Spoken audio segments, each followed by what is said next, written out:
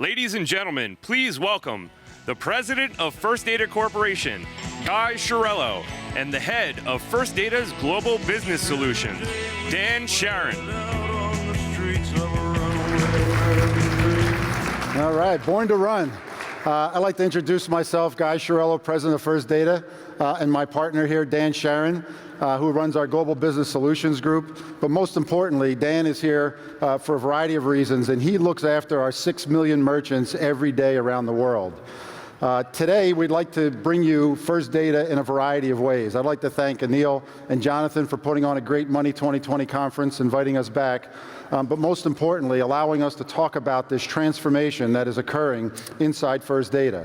It's about the future, it's about execution, and I want to start with a video to give you a sense of what's going on here.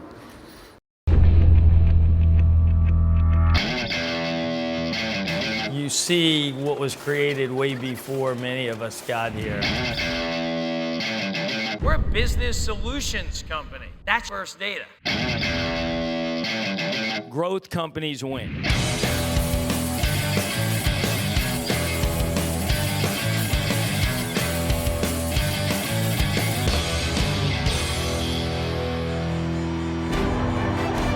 Technology and commerce, it's all one now. To think about us as one company that dominates payments. Clover Go, plugged into the audio jack in your phone. This product allows you to accept EMV payments. We created Clover Mobile. That is cool.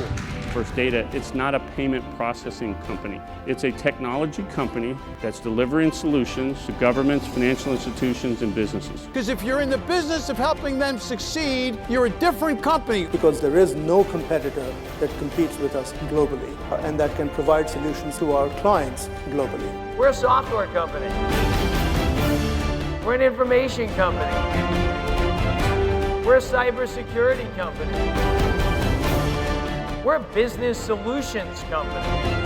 That's your First Data.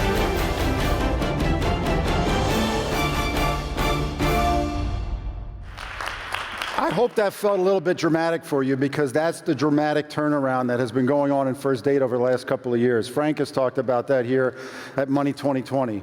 We're extremely proud of being #1 in issuing, #1 in acquiring, and one of the top leading global e-commerce companies in the world. But with that goes a tremendous burden. We think about innovating at scale every day for you and all the people in the environment. If I touch on a few things that are happening, first and foremost, let's talk about the capital footing that First Data has been on. For those of you who don't know, we brought the company back to the New York Stock Exchange on October 15th. Over the last 16 months, we've raised $6 billion plus in capital. Why is that important? That puts this company, a leader in the global commerce space, on strong capital ground, allowing us to invest and be here for the long term to weather all type of environments. That confidence in the marketplace, hopefully, is exuded by you as well. When you think about partnering in the environment, we think about many of you in the room.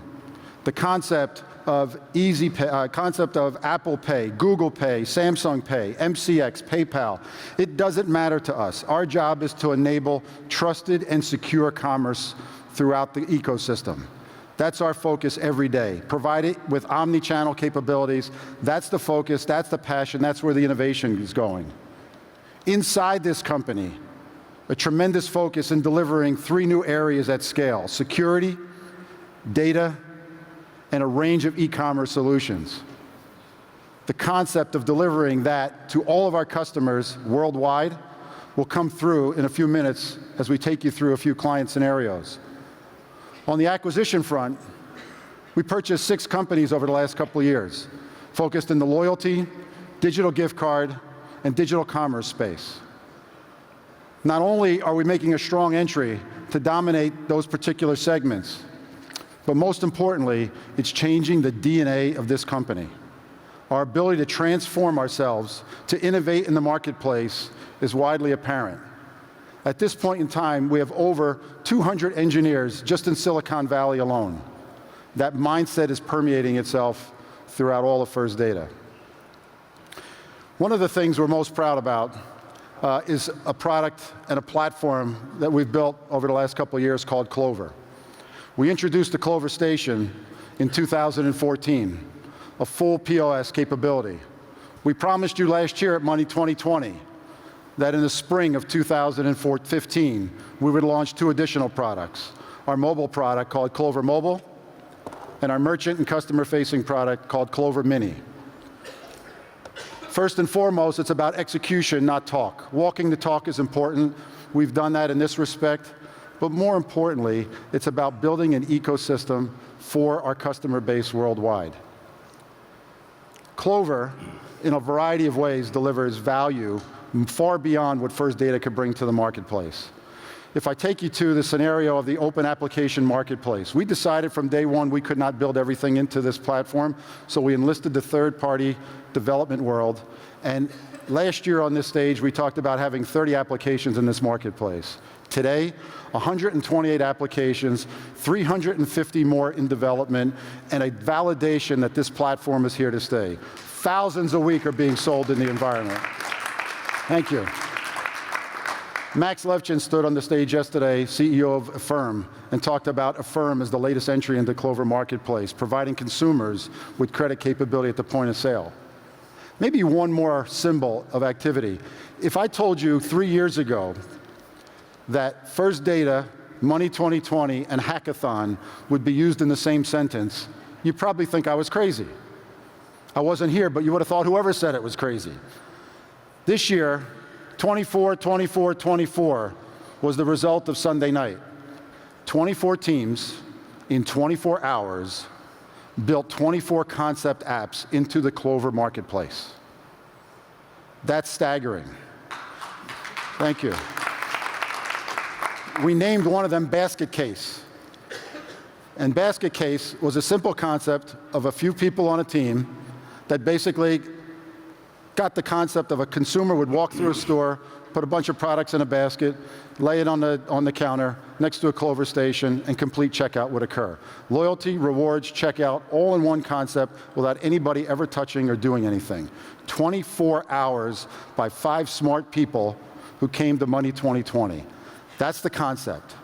Now, I could talk about First Data and the innovation directions we're going every day, but I think it's more important to do what we came here to do today, and that was let the clients speak about how they're taking our product set, our ecosystem, and creating value for themselves. And for that, I want to turn over to Dan and let him take a walk down Main Street. And you're right, Guy. We do talk a lot about technology. We talk a lot about change. But what's the impact to the end consumer, and what's the impact to the end business? So we're going to bring some people up here that are using this technology and solutions today to run their business. And let me give you a little bit of a background. This entrepreneur and startup graduated from Cornell. First job was at Facebook and joined the team at Facebook. Everybody thinks she's an engineer or some technology person. She was a pastry chef. She joined the culinary team at Facebook. She was surrounded by engineers and technology. And she said, you know what? I want to start a small business. And I'm going to do it right here in Palo Alto. Let's take a look. I've loved ice cream my entire life. Wrote my first ice cream menu when I was 15 years old. And ice cream for me just has this sort of nostalgia to it. It's really about good memories and family and delicious taste. So I went to pastry school, and when the opportunity presented itself, I decided I wanted to open a business, and ice cream was the perfect vehicle for that to happen. First Data is great because as a business owner, any tool that can help me create a better customer experience, I love using. And Clover's great because everything is there, so it's sort of a one-stop shop. And having tools that allow me to see the story with the data has been really helpful. So we looked at the Insights data, and we were able to see the closest new demographic of people. So our new store is a little over 6 miles from here, and I was able to be confident in opening that store because I saw that I wasn't going to be poaching customers for myself. I think in my case, it's almost like the business sort of found me. And something that's really fantastic is you start to develop relationships with your customers, and you know what they like to order, and you know a little bit about their life and their family and their kids. And it really creates a sense of community that I didn't have before opening Tin Pot. It created community and a sense of home. I want to welcome to the stage the star of that video and the founder of Tin Pot, Becky Sinceri.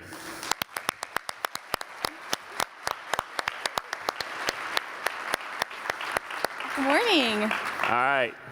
Look Wow. out there. Lots Morning. of people. 5,000s of them. They know about ice cream. They've never heard of an ice cream startup. Right? Right. Okay, then they know about ice cream, but we're here at Money 2020 and they want to know about how you use technology to run your small business. And I know you're a super user and you've got the mini and the mobile and the station all intertwined. When you left Facebook and you wanted to do ice cream, you wanted to do a startup and run your own business, what'd you go through? So when I first opened Tin Pot Creamery, I had this giant, clunky point of sale that was really, really unreliable. It would go offline. I couldn't process payments. We were manually rubbing card numbers to try to get through a long line. And so I knew that was not sustainable. So I went out to look for a great point of sale that, number one, was reliable. So for me, Clover is so great because it's reliable. It's got this offline mode, processes transactions even if my internet is down. Another thing that was really important to me when looking for a point of sale was that it was easy to configure and also easy to train on. And that's something that Clover offers. And finally, it's a pretty nice looking machine, gotta say. Good.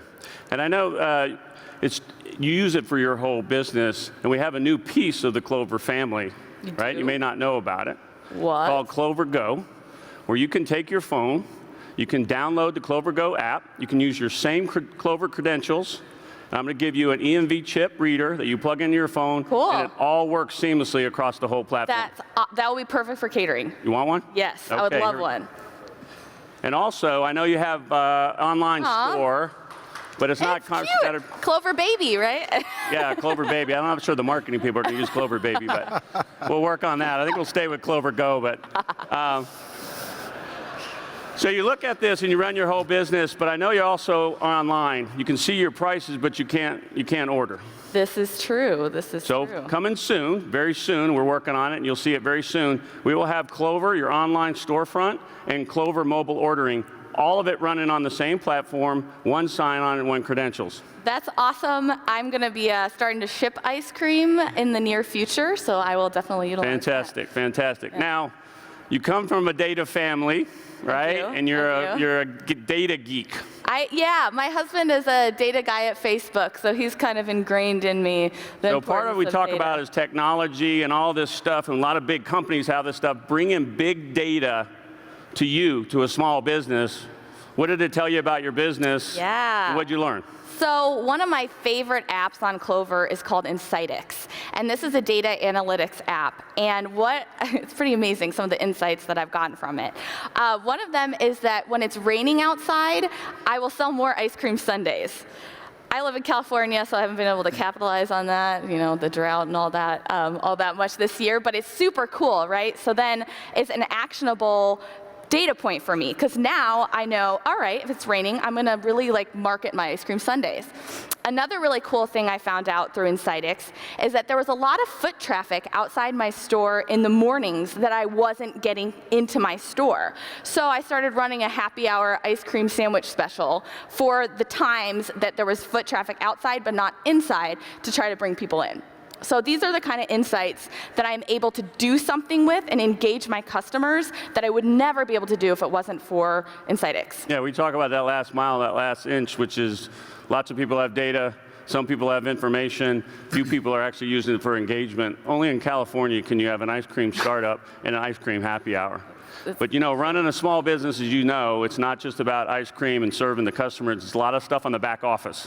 You got inventory, you got payroll, you got accounting systems. How do you use technology to run your small business that way? Yeah, that's a really good point. So the first place I go is the App Store on Clover. It's pretty darn cool. If you're an app developer, I would love to try out your product. So let me know if you're building something. I have been able to find a gift card provider through Gift. I use Homebase, which is actually up there. It's a scheduler, and it actually takes a picture of my employees when they clock in, so you can it keeps them accountable. And the app market just allows me to really be able to grow my business, and it's a dynamic, ever-changing area that's pretty darn cool. Helps me with with all that business stuff, so I can. So it was out in Palo Alto, right? And her store is very close to Stanford. So when you go to her store, if you get a chance, go there. Great ice cream. But they got all the students and the faculty from Stanford, they're lined out the door. Yeah, it's cool. Delivery, on-demand delivery. What are you doing? You got to do something there. So this is actually how we started, was an ice cream delivery service. So it was just me. I would make my ice cream, and then I would deliver it across the Bay Area. And it was pretty awesome. And I keep thinking I want to get back to that. However, it's just taken me, my business has taken me away from that. So it's something I'd like to really, really be focusing on in the future. Look behind you. Whoa. All right, so with our partners, you didn't know this one, but with our partners, great partners in Uber, launching Uber Rush integrated to the Clover family and the Clover platform. That's pretty cool. Right? You can click on a button, you can actually watch the shipment, the consumers can see it back and forth. You want to give it a whirl? Yeah, I would love to. All right. Press this button right here. This button. Yeah, all right. press it. Okay, I'm pressing the button. What's going on? What?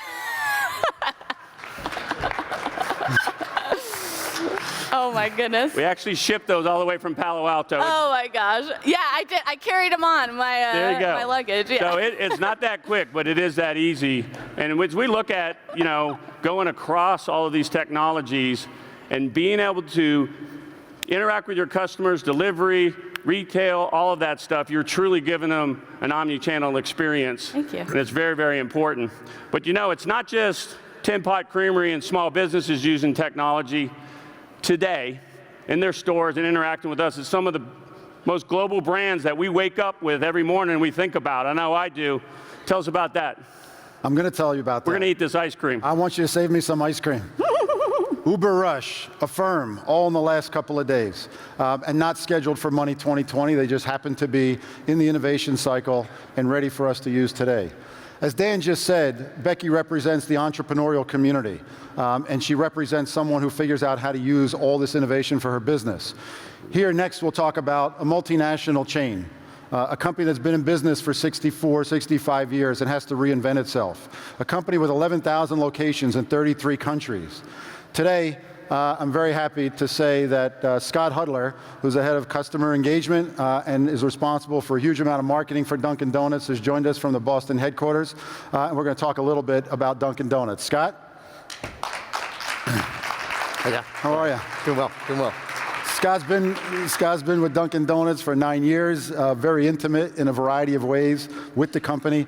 I want to take you down a path here, but let you talk to the group in a variety of ways about Dunkin Donuts. But why don't you give people a perspective on Dunkin? Sure. So thanks for coming. Third day of Money 2020. Sounds like everyone could probably use a jolt of Dunkin Donuts coffee this morning.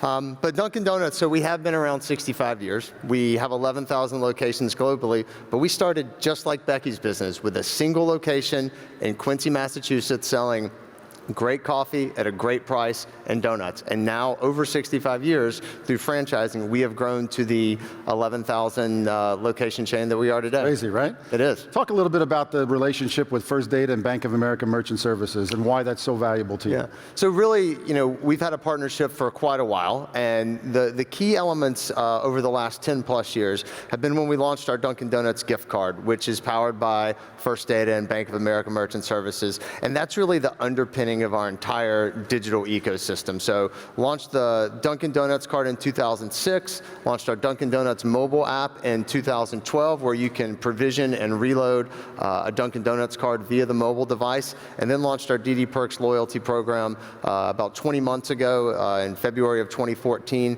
which allows our customers to get loyalty points, and we reward our best customers for their business, but the only way you can enroll in that is with the Dunkin Donuts card. So the card is really the underpinning, and it's all powered by First Data and Bands. We like that. We like that.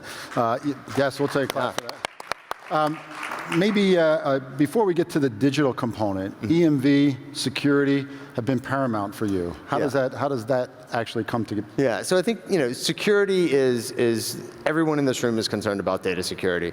For us as a trusted retailer, so people trust us not only to make their coffee right, but to keep their financial information sacred. So we wanted to be with an organization that was one of the leaders in technology from a security standpoint. We recently became a customer of the First Data TransArmor solution, and the reason we made that decision is because we wanted to be with the group that had the most comprehensive security solution in the financial marketplace. And Scott, you're not unlike many others. The whole EMV situation caused people to take a step back and look at their enterprises from end to end. And I think what you see in the TransArmor product is the ability to deliver encryption, tokenization, and a whole range of services that eliminate or help with security and eliminate fraud along the way. Yeah, and the move to EMV, as you said, was a chance for us to really look at what's the right solution for us. And looking and doing our due diligence, it was pretty clear that the First Data TransArmor solution was the way to go.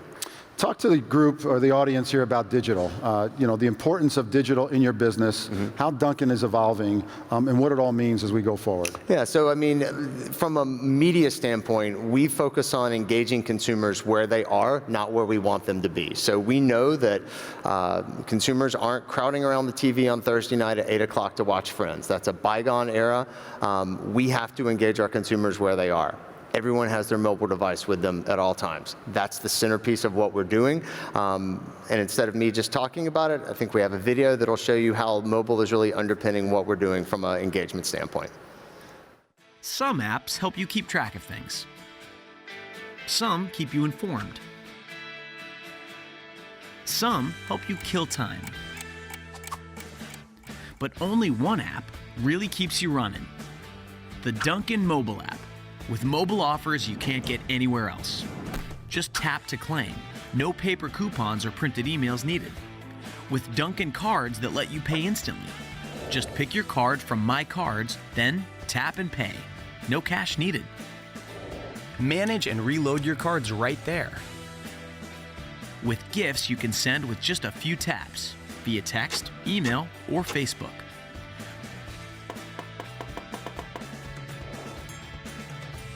With the power to find any store, anytime, including drive-thru and 24-hour service. Nearly 2 million available apps, but none with the power to recharge your daily routine like this. The Dunkin mobile app. Download it today.